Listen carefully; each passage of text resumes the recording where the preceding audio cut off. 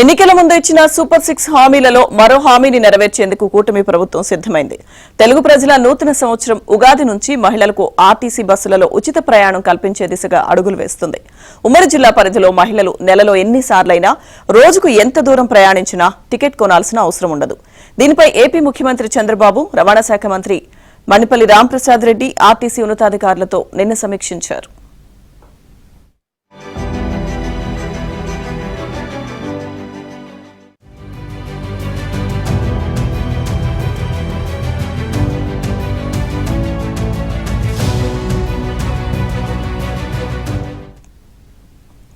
మహిళలకు ఇచ్చిన హామీల్లో ఉచిత గ్యాస్ సిలిండర్ పథకాన్ని ఇప్పటికే అమలు చేశామని, ఉచిత బస్సు ప్రయాణం కూడా అమలు చేయాలని సంక్రాంతి నుంచి మొదలు పెడదామని చంద్రబాబు అన్నారు. అయితే ఇప్పటికిప్పుడు ఉచిత ప్రయాణాన్ని అమలు చేయాలంటే 3,500 బస్సులు, 11,500 మంది సిబ్బంది అవసరమని ఆర్టీసీ ఉన్నతాధికారులు చెప్పారు.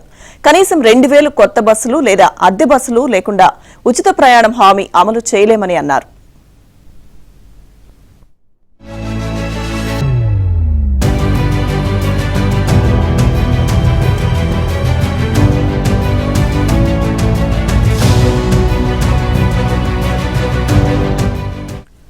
ఏపీఎస్ఆర్టీసీలో ప్రయాణికుల ఆక్యుపెన్సీ రేషియో సరాసరి 69% వరకు ఉంటుందని, మహిళలకు ఉచిత ప్రయాణం అమలు చేస్తే 94% పెరుగుతుందని అంచనా వేసినట్లు ఆర్టీసీ ఉన్నతాధికారులు సీఎం చంద్రబాబుకు తెలిపారు. ఉచిత ప్రయాణం అమలుతో ప్రభుత్వంపై ప్రతి నెల 265 కోట్ల రూపాయల భారం పడే అవకాశం ఉందన్నారు. కర్ణాటక, తెలంగాణ, తమిళనాడుతో పాటు పంజాబ్, ఢిల్లీలో ఉచిత బస్సు ప్రయాణాన్ని సీఎంకు వివరించారు. ఇతర రాష్ట్రాలకు వెళ్లి మంత్రివర్గ ఉపసంఘం అధ్యయనం చేసి నివేదిక ఇవ్వాలని సీఎం ఆదేశించారు.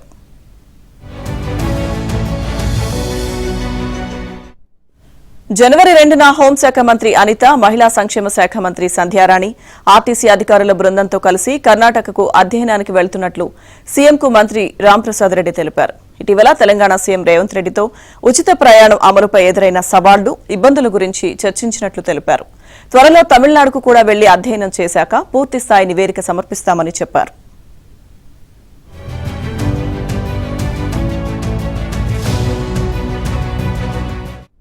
ఆర్టీసీలో కొత్త బస్సుల కొనుగోలులో విద్యుత్ వాహనాలకు ప్రాధాన్యం ఇవ్వాలని సమీక్షలో సీఎం ఆదేశించారు.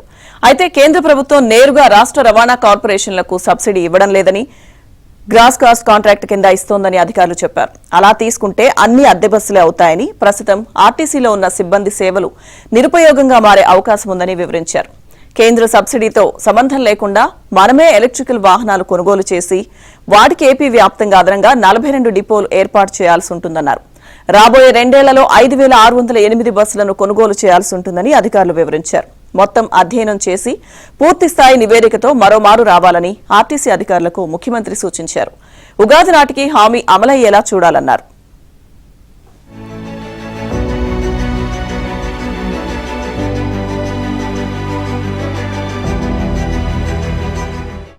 Palle Velugu, city ordinary express, metro express బస్సుల్లో ఉమ్మడి జిల్లా పరిధిలో మహిళలకు ఉచిత ప్రయాణం అమలు చేస్తే ప్రభుత్వంపై నెలకు 265 కోట్ల రూపాయల చొప్పున ఏడాదికి 3,182 కోట్ల రూపాయల అదనపు భారం పడనుంది.